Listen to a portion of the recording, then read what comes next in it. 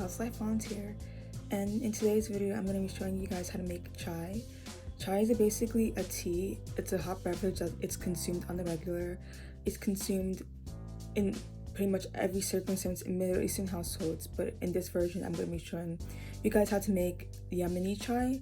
Yemen is a country found in the Arabian Peninsula. It's a Middle Eastern country, and this type of chai is specific to their culture, but there are different ways to make chai tea, so I encourage you guys to research for yourselves as well. So I hope y'all enjoy the steps and learn something very useful today. Okay, first we turn on our stove and we add our pot, which has water in it, and we're gonna bring it to a boil. When the water is boiling like this, you add your sugar. You can add as much sugar as you want. I personally like my tea very sweet, so I add about 4 cubes. So you can add 1, 2, 3, however you want, whatever suits your taste. And we're gonna let our sugar come to a boil. We want it to dissolve with the water, so when we can't see the sugar cubes anymore, then you know that your sugar has been dissolved. Or you can use granulated sugars that's not in a cube, and just add about 2 teaspoons of that, or however much sugar you want, as like I said previously. And you want that to basically come to a boil and let it dissolve into the water. This is the part where we add our loose tea leaves, which is basically a Lipton tea bag ripped open. Usually you see people like put their tea bag directly into the water, but in this recipe you actually rip open your tea bag and you pour the actual tea into the boiling water. And we want the water to basically look like this color. Like if the water looks like this, we're doing it right basically. And we're gonna stir our tea leaves in, and we're gonna let it boil for about 6 minutes because we want the tea to dissolve as much as possible. So the more the tea leaves dissolve, the less like this black stuff you're gonna end up with the tea at the end. So we're gonna let it dissolve for about 6 minutes. My stove actually works pretty fast, so it's gonna take about half the time for me. So we're gonna let the tea bags dissolve in the water before our next steps. So a reminder to also be careful when you're boiling your tea.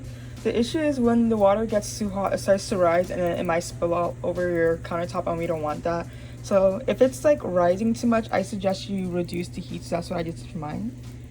So here's the fun part. Basically, I'm gonna introduce to y'all some new spices that you may have never heard of used in your dishes before. And first is cardamom. And cardamom is basically a Middle Eastern spice that's used a lot in like a lot of dishes. It's used in teas, it's used in chicken recipes, it's used in rice. And we're gonna add about 2 to 3 shakes in. So 1, 2, 3 shakes in. I'm gonna let that boil with the water.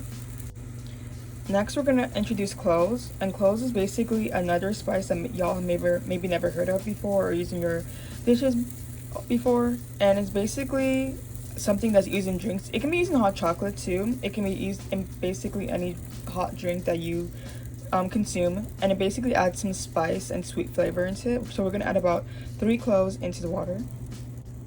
So 3 cloves, and just add it in. And I'm actually going to increase my heat a tiny bit more because I want the flavors to be like infused together. So I'm just going to continue watching it. Like I said before, don't put your heat up too high because then it'll start to spill over, and we don't want that. And we're going to continue to let our water boil. I personally like to let it boil for a long time. So I'm going to say about 8 to 10 minutes because the more it boils, the less of the, like I said before, this dark stuff you're gonna see in it, you want it to dissolve as much as possible. That's like our plan, to get it dissolved as much as possible. So it's been about 8 minutes, about 8 to 10 minutes, and this is the part where we're gonna add our milk. And for this recipe, it actually calls for condensed milk, which is preferable. Condensed milk definitely makes it sweeter, but if you're someone like me who's allergic to milk, almond milk or any milk substitute can work. So I'm gonna add almond milk in, and I add about half a cup of almond milk in, so I'm going to add that in right now. So we add half a cup of almond milk in, or condensed milk, or whatever milk substitute that you prefer. And we're going to continue to let it boil.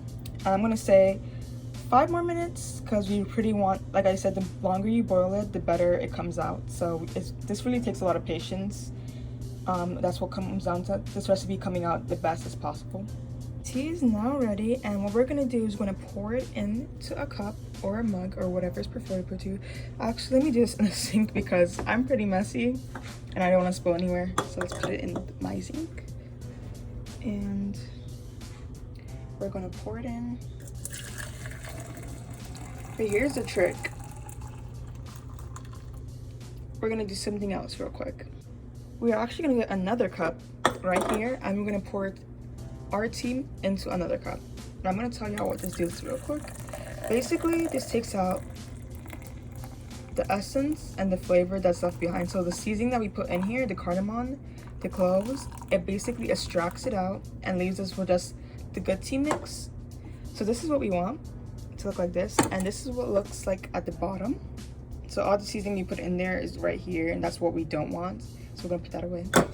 And this is how our tea came out. I put it into another cup. So here it is. And I love this tea personally during the winter time. It is very cold around here.